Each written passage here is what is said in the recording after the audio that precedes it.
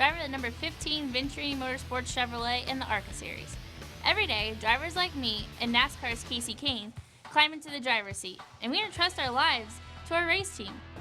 We trust that they fully understand the forces at work on our cars and also on our bodies during the race. Because the truth is, race long enough and your car will eventually look something like this one.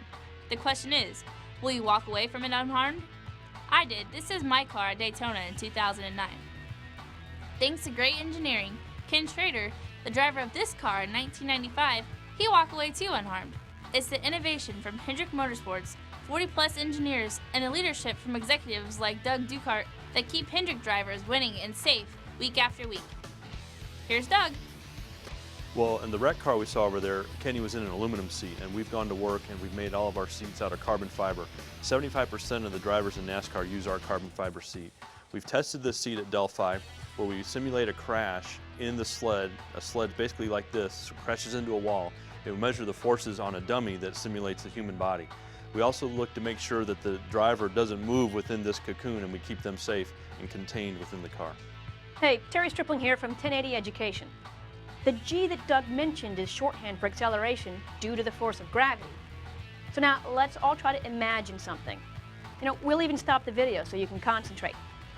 Imagine walking straight off the end of a very tall diving platform. The force of gravity pulls you down into the water. From a speed of 0, you accelerate at just over 9.8 meters per second every second. You're experiencing the free fall of 1G acceleration.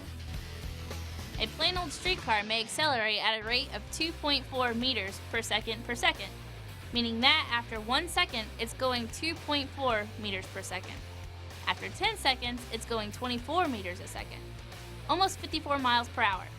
So that right there is a car that goes from 0 to 60 in about 11 seconds, a measly quarter of a G.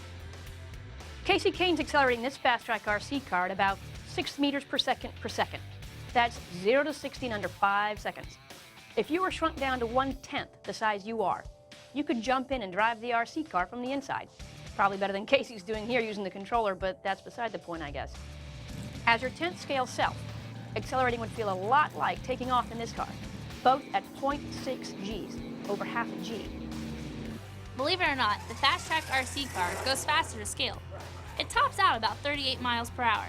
In a 10th scale world, that's like 380 miles per hour. Because of sanction rules and track layouts, the Sprint Cup car gets to about 215 miles per hour tops. That's about as fast as you can go if you jumped out of a plane and tucked your arms in close, diving a lot like a peregrine falcon does after its prey. Now wait, what's that you ask? If you're in a free fall, why don't you accelerate forever, to like infinity? Well, because the air pushing up on your body eventually balances out the gravity pulling down on your body, and you no longer accelerate. When forces acting on you are balanced, your velocity doesn't change. You keep moving in the same direction at the same speed. Forces are everywhere. Some are obvious, like pulling up a gas can during a pit stop or lifting yourself out of a car window. Others are not so obvious. For example, air is exerting a force on everything you see. Or right this very second, these competitors aren't just running at 6 miles per hour. They're also revolving around the sun at 67,000 miles per hour. A force is any push or pull on an object with mass. When any force is applied to a body, the body either absorbs it or it accelerates. It is this relationship between a force and a body that race engineers pay so much attention to when designing safety features. Now, since we don't have a multi-million-dollar budget, and it's a good bit safer, let's use the Fast Track RC car to illustrate how one simple idea applies to driving, and specifically to safety. All right, the idea is this, that it takes a net force to create a change in speed or direction. Our little 10th scale driver, let's call her Allie, is going to sit on the roof. This object is sitting still with a velocity of 0. Allie, how long do you think it'll sit here? Well, I'd say until a net force acts on it, Terry. So let's act on it. We don't have all day. All right, here we go. Oh, that hurts. I think the RC motor accelerated the car, but there was no net force acting on little Allie, so she just wanted to sit still. Remember, an object at rest stays at rest. All right, I'm going to get down here and taper down, and we're going to do it again. That's why cars have seat belts.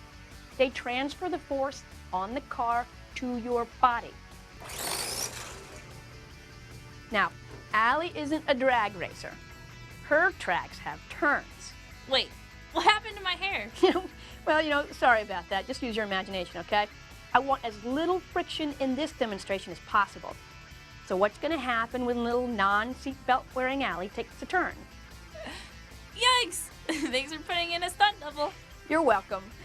Little Allie and the car were moving with a constant velocity, straight line, unchanging speed. The car turned because the wheels applied a force to change direction. Little Allie didn't, because there was no net force acting on her. So she kept moving in that straight line with that same speed until the ground got in the way, that is. If gravity suddenly shut off, the planets would fly out of orbit, just like that. Here's one that all the drivers hate to think about. And what engineers are paid to think about. What happens if the car hits a wall? Think about the rule we've established. Without a net force acting on the body, it moves in a straight line and at a constant speed. If the car hits a wall and stops, whoa, the body just keeps flying on forward. Exactly what happens if you're not wearing a seatbelt. That's why car companies and race car teams had to put so much time and money into engineering safety. The seat that Doug talked about transfers force from the car to the driver's body, just like our tape did earlier. But these seats cradle the body so it doesn't flail around. It also minimizes the force on the driver, so the body isn't crushed or broken, thank goodness. The scientists and engineers that Casey and I trust with our lives every day are continually advancing safety and performance day after day, year after year. The foundation of their work is the very same thing you're learning in the science class. Richie Parker and all mechanical engineers like him actively apply this idea we've established today. It's so fundamental to everything we do that since 1687 it's been called a law, Newton's first law of motion, named after Sir Isaac Newton, who published it with his two other laws, the second and third laws of motion. Now, the fact that a net force must act on a body to change its speed or direction may seem pretty obvious after the few demonstrations we've done. But think about how hard it was for Newton to come up with that the first time. Observations you and I make in everyday life can easily throw us off the trail of truth. For example, Terry, you've been very careful to say net force or unbalancing force. Why is that? Well, this is one of those details that confuse people for a very long time. We already said that there are forces acting on us all the time, but you don't see us running around and accelerating all the time, do you? That's because when you add up all the forces acting on a body, like this car, they're balanced. The net force acting on it is zero. The force from the ground pushing up on this car is equal to the force of gravity that's pulling it down. The net force is zero, so the car experiences no acceleration. It just sits there forever. Well, until an unbalancing force acts on it. So, Allie, forces are everywhere and acting on us all the time. Understanding them means we can manipulate them. Which means we can drive fast and drive safely, of course. Until then, good luck, and maybe you'll keep the shiny side up. Of the car, that is. Get it? The side that should be up stays up.